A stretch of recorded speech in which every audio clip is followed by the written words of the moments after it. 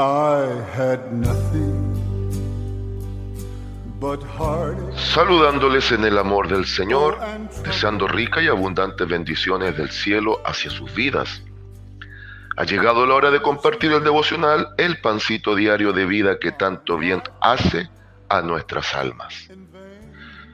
Hoy avanzaremos con nuestra serie Hogar Cristiano y hoy vamos a adentrarnos hasta donde Dios nos permita.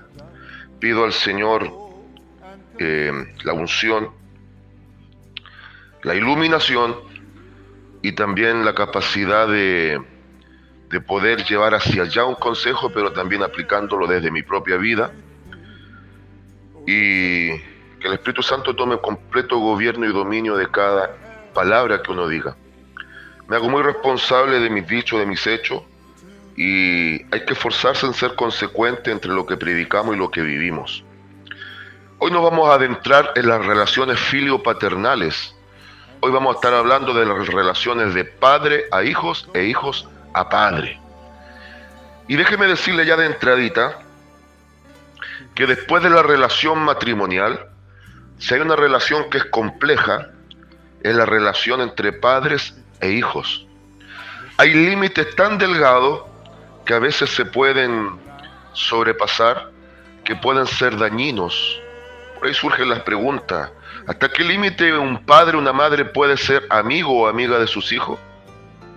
Por ende, ¿hasta dónde, qué nivel de confianza sana puede tener un hijo con los padres? Y una vez más, por favor, enmarquémonos dentro del ideal cristiano, que ojalá esto también pudiese replicarse allá afuera, donde estamos hablando de un mundo donde todavía Cristo no ha alumbrado sus vidas. Pero centrémonos acá en el ideal cristiano y volvamos un momento muy por encima, pero para ya irlo posicionando, para después ir a la palabra, al hogar cristiano ideal, que sería el hogar del Señor Jesucristo. Ahí vemos a un José proveedor, a una María dedicada en la crianza y el hijo sujeto a los padres. Y lo extraordinario es que aunque José no fue un padre de sangre, la Biblia no especifica más allá ni profundiza, pero es evidente que José se replicó y plasmó su propio corazón en el corazón de su hijo. Y yo creo que esa debiese ser la meta de un padre. Partamos primero por un padre: poder grabar su corazón en el corazón de un hijo y poder transmitirle esencialmente lo mejor de su vida, de su experiencia. No solo hay una transmisión de ADN de una generación a otra, sino que hay toda una transmisión de experiencia, de sabiduría, de comprensión, de apoyo, de darle una seguridad y permitirle también al niño, en base al acierto y el error hasta cierto límite, que vaya aprendiendo también y vaya marcando su propio legado y ganando sus propias experiencias para transmitirla a la subsiguiente generación. ¿Por qué queda tan evidenciado esto? Porque si usted observa, el Divino Maestro heredó el mismo oficio, un oficio muy noble, y lo habla alguien que tiene un padre que toda su vida fue carpintero y que alcanzó a ejercer casi 20 años la carpintería. Lo sé desde la experiencia que es un oficio muy noble, muy sacrificado, muy doloroso en algunos aspectos, por todo el sacrificio que conlleva. A usted le ponen un montón de palos y usted tiene que hacer una casa. Entonces, ahora entiendo que las carpinterías en los días del maestro era todavía mucho más difícil porque había menos tecnología. Sin embargo, la idea ¿cuál es? Aunque no había un lazo sanguíneo real, este hombre, a su manera, se ve por Biblia que fue capaz de transmitirle todas aquellas cosas que fueron fundamentalmente valores y principios clave al Señor Jesús. Y vuelvo y repito, no se olvide de la esencia humana del Maestro. Por favor, nunca pierda de perspectiva la esencia humana, en el pleno equilibrio de la esencia divina, Dios mismo ahí, pero naciendo, viviendo, muriendo como hombre, resucitando como todo Dios al hombre Dios y facultando la posibilidad de que nosotros también tengamos herencia futura. Entonces, un padre tiene que plasmarse en un hijo, tiene que el corazón de un padre transmitirse a la nueva generación. Y siempre un padre va a desear lo mejor para un hijo, pero van a haber momentos dados que tiene que incluso venir la disciplina. Pero el problema es cuando el padre, volviendo un poquito a lo de ayer, no ha llegado a un porte de ser buen esposo. El que no es buen esposo, no digo que sea imposible, pero es muy difícil que sea un buen padre. Ahora, hay muchos pasajes de la Biblia que también, así como transmiten la idea de nuestro Dios como el esposo hacia su pueblo, la esposa, está la idea de Dios, Dios, como el Padre y su pueblo el Hijo. Mire, rápidamente, no es el versículo principal, estoy solamente introduciendo, Hebreos, y de ahí vamos a ir ya directo al grano. Hebreos 13. Hebreos 13. Y a propósito, si usted no lo buscó, el lecho sin mancilla, cuando le decía que no era con el hermano Mancilla, el lecho sin mancilla, está en Hebreos 13:4. ¿Ya? Espero que lo hayan buscado. Ahora, hay algo bien importante de entender. Hebreos 12. Hebreos 13:4 era el hecho sin mancilla. Ahora vámonos a Hebreos 12. Hebreos 12. Del 4 en adelante. Porque aún no habéis resistido hasta la sangre combatiendo contra el pecado. Y habéis ya olvidado la exhortación que como a hijos se os dirige diciendo: Hijo mío, no menosprecie la disciplina del Señor, ni desmayes cuando eres reprendido, porque el Señor al que ama disciplina y azota a todo aquel que recibe por hijo. Y aquí el autor de Hebreos, autor que no se sabe quién fue, aunque me huele al apóstol Pablo, pero no me voy a poner la camiseta de Pablo, nos lleva a Job, toda la vivencia de Job en su capítulo 5, versículo 17. Y nos lleva a los Proverbios, capítulo 3, versículo 11 y 12.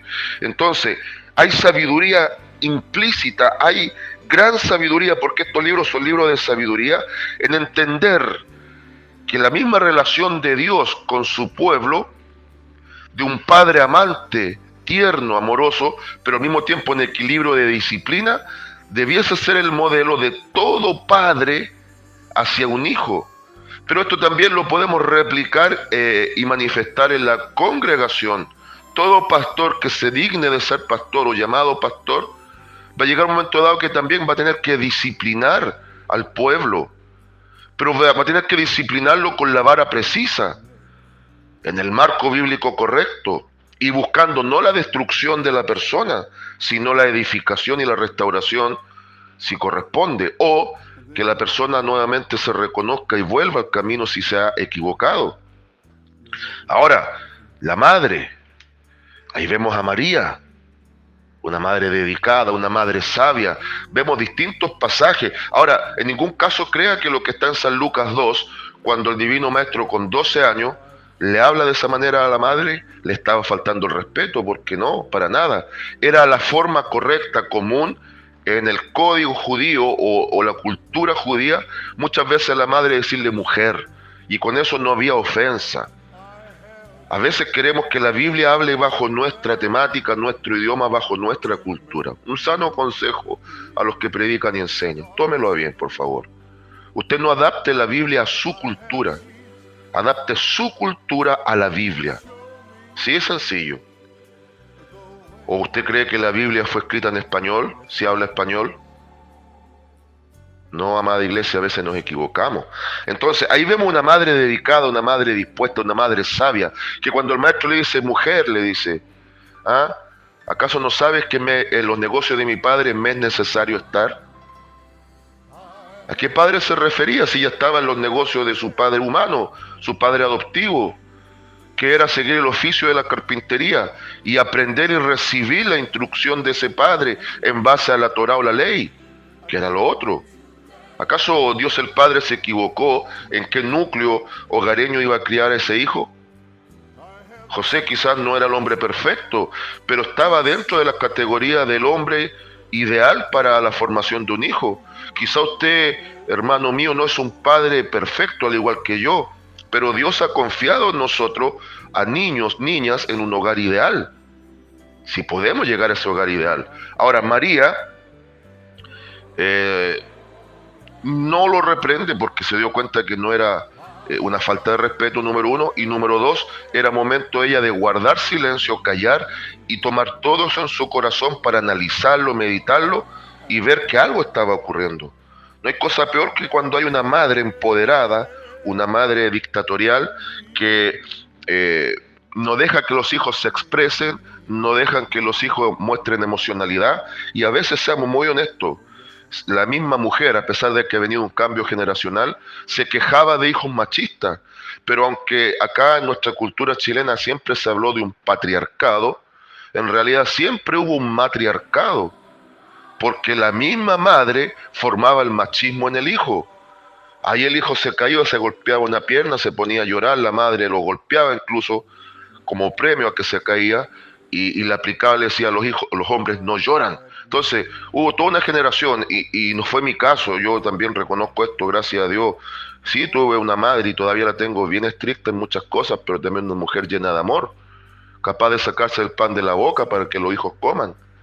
Pero también vi esa parte que nos criamos en un ambiente cultural en donde el niño no llora, y el niño juega con camioncitos, y la niña sí puede llorar y tiene que jugar con muñecas. Ahora, igual es extraño que a un niño le gusten las muñecas de muy pequeño y a una niña los camioncitos. En eso ya hay que ir poniendo ojo. Pero también es bueno que una madre trabaje en la sensibilidad de un hijo para no criar hijos machistas que después ni siquiera van a dejar, si están en función de líderes de iglesia, van a dejar que la mujer se suba al púlpito. Que Dios nos bendiga. ¿Y qué decir del hijo? El mejor ejemplo de un hijo es el Señor Jesús. Obediente, sometido, prudente, y también un hijo que honró a su madre. Es evidente que José era mayor que María. Dicen los eruditos bíblicos que María estaba dentro de la norma cultural de Israel. Debe haber tenido alrededor de 14 años cuando se casó con un José de más de 20 años. Oiga, había una gran diferencia de edad. Bueno, en mi caso es el mismo. Yo soy varios años mayor que mi esposa, ¿y cuál es el problema? La Biblia presenta una norma definida hasta un rango de edad en el cual no se pueda enamorar una pareja. Allá tenemos el ejemplo, un José bastante mayor que María. Y no me estoy excusando, sino que estoy presentando lo que es bíblico, bajo el aspecto que también en Israel eso era lícito, era permitido. Doncellas de 14 años casándose con hombres ya mayores. ¿Será tan bueno? Quizás sí, quizás no. Pero la clave es que haya un fundamento de amor y de respeto mutuo en la pareja, para evitar situaciones como las que hablábamos ayer. Tiene que haber una comprensión, un compañerismo, una intimidad, una situación de amigos, de amantes, todo lícito, todo correcto, en una sana proyección en el matrimonio. Y eso tiene que reflejarse en la relación con los hijos. Así que acompáñenme, por favor, ahora vamos de lleno. Vamos a poner el versículo base y vamos a desarrollar con al menos 2 o 3 versículos, y nos vamos a mover un poquito entre el Antiguo y el Nuevo Testamento. El más característico, Proverbios capítulo 22 y su versículo 6. Proverbios 22, versículo 6. Texto muy conocido. Y dice así la palabra en el nombre del Señor: instruye al niño en su camino, y aun cuando fuere viejo, no se apartará de él. Amén. Palabra leída en ese nombre soberano de Jesucristo el Señor. Lo escuchó con calma, ¿cierto? Mire, lo voy a leer nuevamente. Yo aquí veo dos tiempos. Instruye al niño en su camino, y aun cuando fuere viejo no se apartará de él. Yo aquí veo 2 tiempos. Veo el tiempo de la formación y veo el tiempo del tiempo después de la consolidación. Veo el tiempo de la infancia, veo el tiempo de la vejez. ¿Y qué pasa con el lapso intermedio? ¿Por qué el proverbista habla de niño y de viejo? ¿Por qué no habla de joven, de adulto? Porque el factor clave para una buena vejez El factor clave para una vejez con canas y madurez es la formación desde niño. Todo el proceso intermedio, desde la preadolescencia, la adolescencia, el joven adulto o adulto joven, el joven maduro, el hombre ya de la tercera edad y el hombre senil de más de 75, 80, 85 y todos los días que Dios le dé, porque no hay que olvidarse que la Biblia puso una norma, ¿ah? Puso la norma en el Salmo 90:10, 70, 80 y de ahí para arriba, gracia. Ese es el límite que Dios dejó. Hay quienes sorprenden, pero son pocos, llegan a más de 100 años. Pero aquí la clave, ¿cuál es? Que si se ponen buenos fundamentos cuando se es niño, esto va a permitir una vida no desligada de fracasos, de errores y de un montón y un sinfín de cosas que vivimos comúnmente los seres humanos, pero sí va a facultar que esa persona, si Dios le da larga vida, va a siempre tener esos fundamentos, esas instrucciones, esos lineamientos como parte integral de su propia personalidad, de su propio ADN espiritual y de su propia esencia de persona. Es aquí donde tanto el corazón de un padre como el amor de la madre se van a ir reflejando en la vida de ese hijo hasta las canas. Pero hay una palabrita clave aquí: instruye, no destruye. Ajá. Dice, instruye al niño en su camino, no dice destruye el camino del niño. Y aquí es donde empezamos con el problema.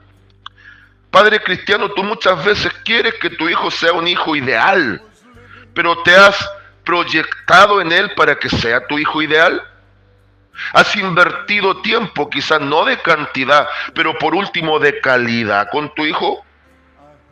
¿Te has dignado a bajarte, si eres un hombre alto, agacharte a la altura de un niño, parar tu oreja, tu oído al lado de la boca de ese niño y te has dignado a escuchar qué cosas quiere, qué cosas teme, qué cosas no entiende? Porque los niños pasan por etapas.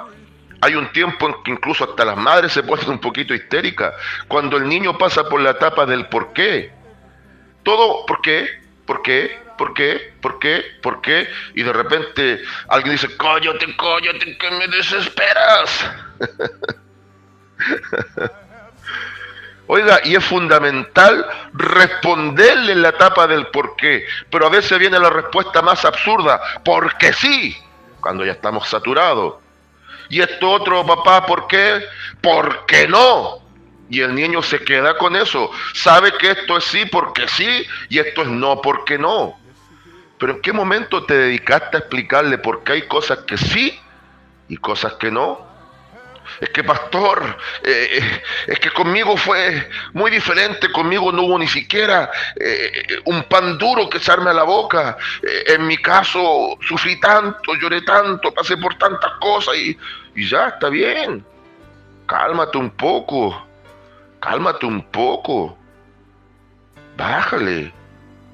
Si aquí tampoco te quiero atacar, bájale un poco ahí a hacerte tú la víctima. Todos venimos con cosas de atrás, con marcas, con errores, con fracasos, con momentos difíciles que nos tocó vivir junto a nuestros padres. Todos venimos con eso. Pero ¿acaso la Biblia te autoriza que tú repitas tus mismas experiencias traumáticas y duras y las repitas en tu hijo porque no quieres invertir tiempo en él? ¿O no sería mejor revertir las situaciones? Evitar situaciones en el hijo, pero también dejarlo que el hijo experimente, tome decisiones, vivencia, pero siempre con tu supervisión como con mi supervisión sobre los míos. O va a andar como un centinela 24/7, 365, como la sombra del niño a la cual siempre no le tienes ni confianza, que forme lazos de amistad.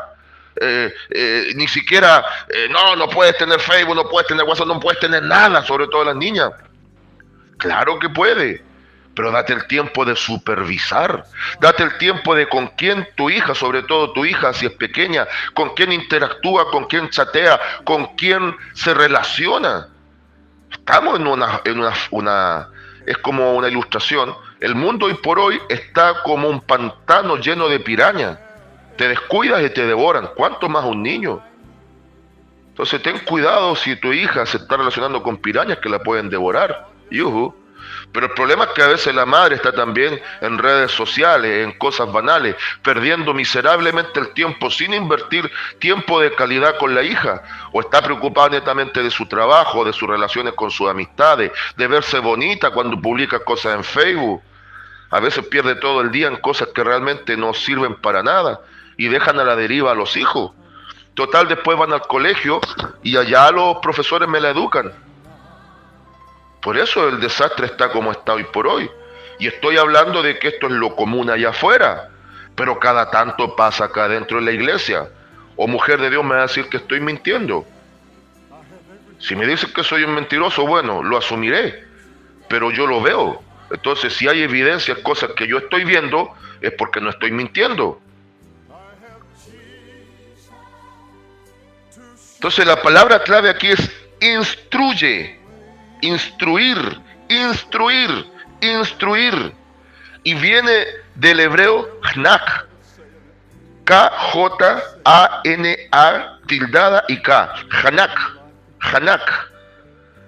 Y esta palabrita tiene un peso tremendo, porque significa varias cosas. Número uno, tiene la idea de estrechar. ¿Qué significa estrechar? Ponerle límites a los hijos. Toma el teléfono. No, me cabreaste, sabes que me cansaste. Ya no hay que hacer contigo, sabes que ándate a tu pieza, pesca tu teléfono ya, no quiero saber de ti. Ahí va el niño, la niña. Hablemos de 12 años hacia abajo. Y después proyectémonos de 12 a 17. Ya con 18 ya es un hombre. Ahí va a tener que saber dar buenos pasos y si no, como decimos en buen chileno, cooperaste. Te va a meter en problemas. Pero lleguemos hasta los 17 años previo a ser mayor de edad según la legislatura. Ahí se va a la pieza el niño o el joven, la niña o la jovencita. Mis padres no me quieren, mis padres no me entienden. Sobre todo si están en la edad de la rebeldía sin causa. Y tú mismo o tú misma, estúpidamente, le estás entregando tu hijo al mismo diablo. Oh, el pastor, ¿cómo dice eso? ¿Sí? Israel cometió el terrible error de caer en las prácticas paganas, de llevar a sus hijos a quemarlos al dios del fuego Moloch y otros dioses similares, que eran prácticas abominables en medio de las naciones paganas, naciones sin Dios. Y no con eso le estoy quitando culpa a esos endemoniados que hacían eso. Pero el problema es que Israel, con todo el conocimiento de Dios, con todas las advertencias, con la ley de por mano y con todo lo que ocurrió, igual lo hacía. No es simbólico, literalmente, niños recién nacidos o niños de cierta edad, los quemaban vivos en adoración a falsos dioses. ¡Ay, pastor, qué terrible eso! ¿Cómo se les ocurría hacer eso? Y tú que estás entregando en bandeja a tu hijo, tu hija, ¿ah? A que no tenga contigo confianza, intimidad, que tenga compañerismo, que ni siquiera una hija sea capaz de decirle, mamá, ¿sabes qué? Me están seduciendo y mis hormonas me están llevando a acostarme con alguien antes de tiempo.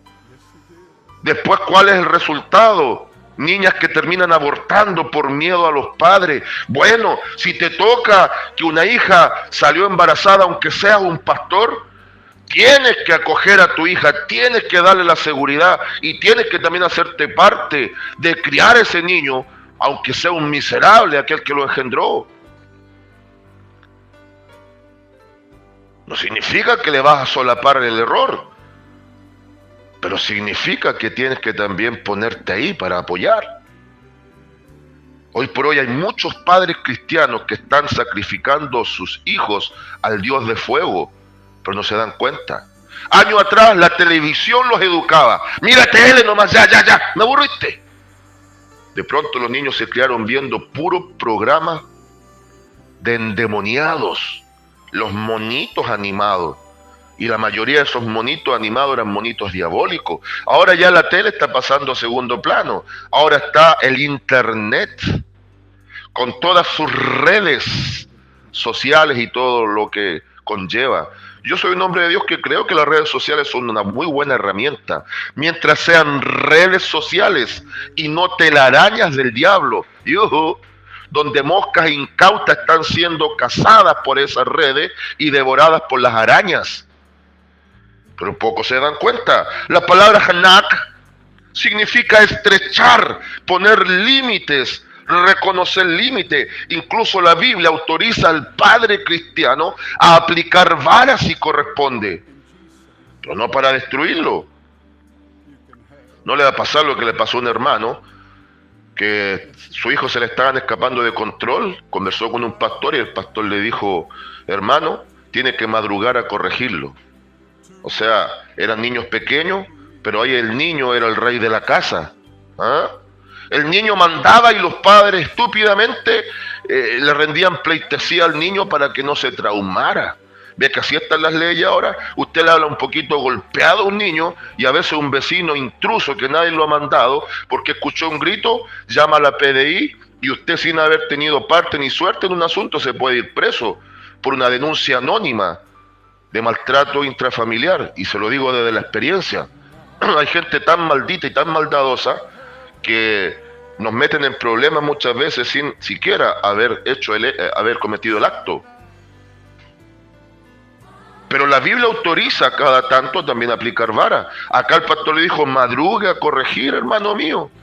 Y ese hermano se levantaba a las 6 de la mañana y les corría guasca a todos los hijos. Y después le pregunta el pastor: bueno, ¿y qué pasó? ¿Cómo te fue? Me fue peor. ¿Y por qué?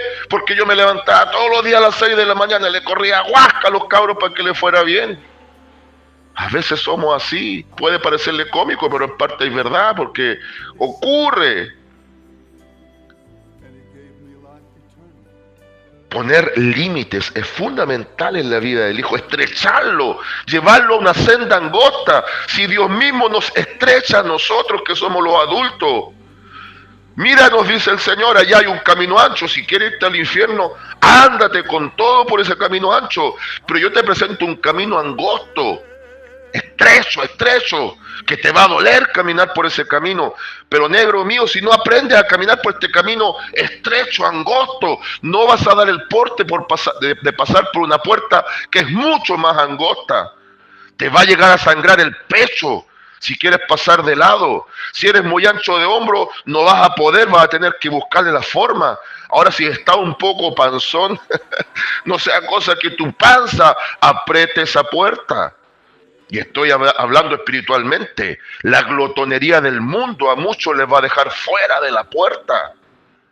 Si Dios nos estrecha a nosotros los padres, ¿cuánto más tenemos que hacerlo nosotros con nuestros hijos?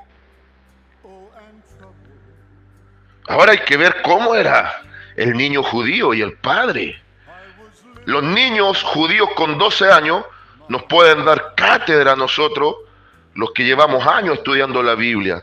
Niños con 12 años, en el contexto y la cultura judía, se sabían la Torá al revés y al derecho. Es como saberse los 5 primeros libros de Moisés: Génesis, Éxodo, Levítico, Número, Deuteronomio. El problema es que a veces hay adultos que confunden la palabra Génesis, que es el primer libro, con Géminis, con su signo del zodiaco. Hay una diferencia abismal, porque Israel es el pueblo del libro.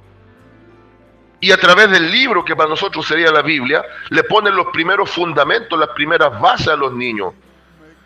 A un padre o una madre israelita, cuando el niño está en el tiempo de ¿por qué? ¿Usted cree que le va a decir porque sí, porque no?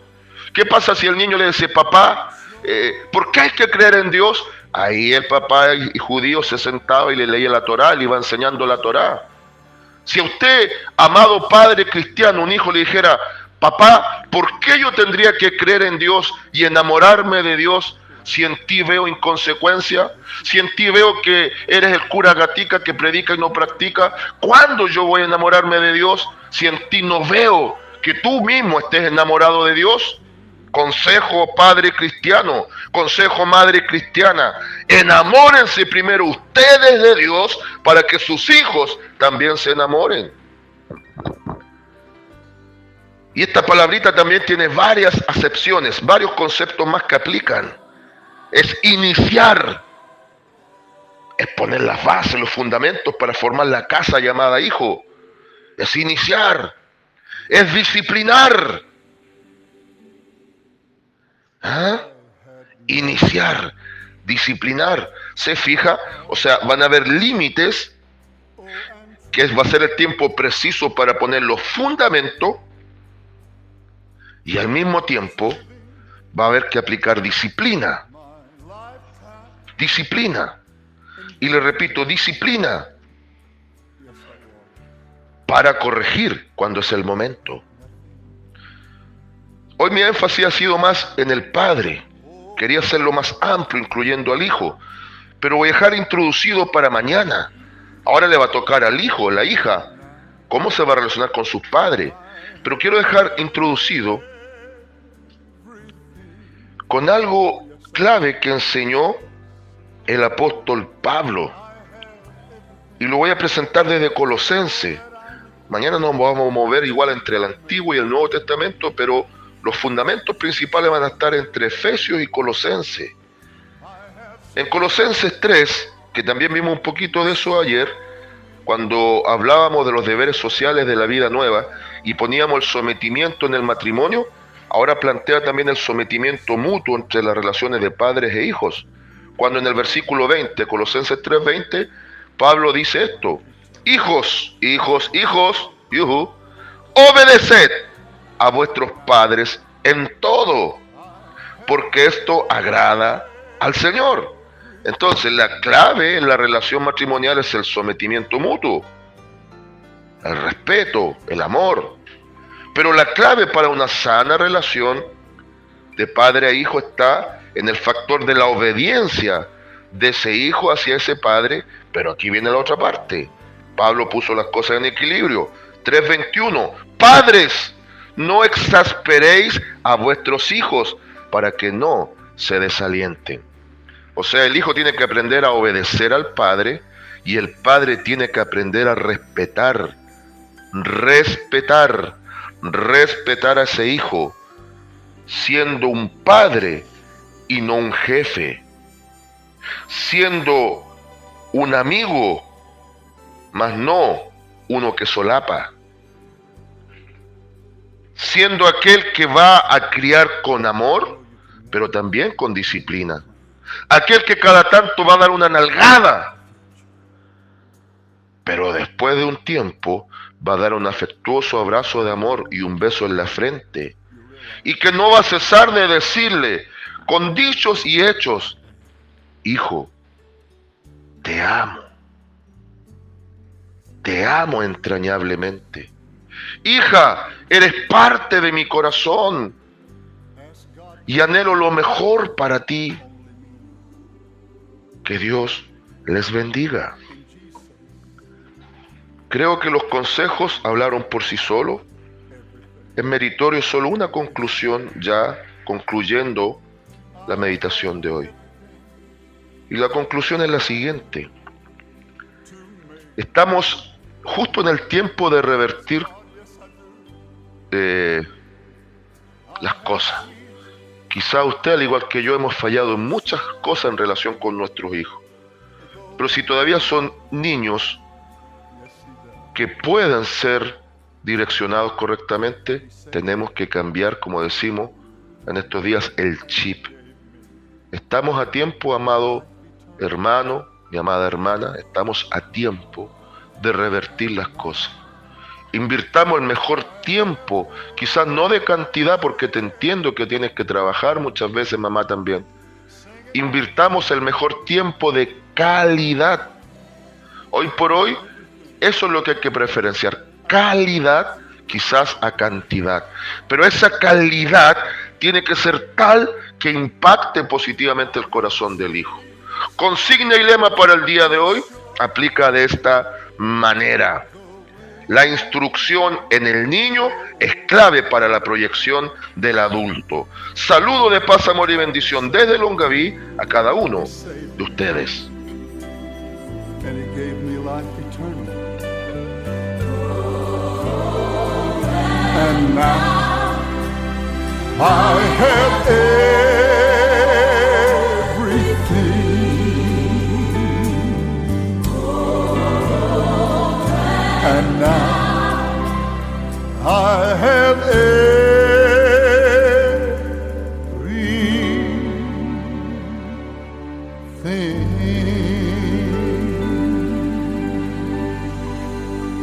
Yes, I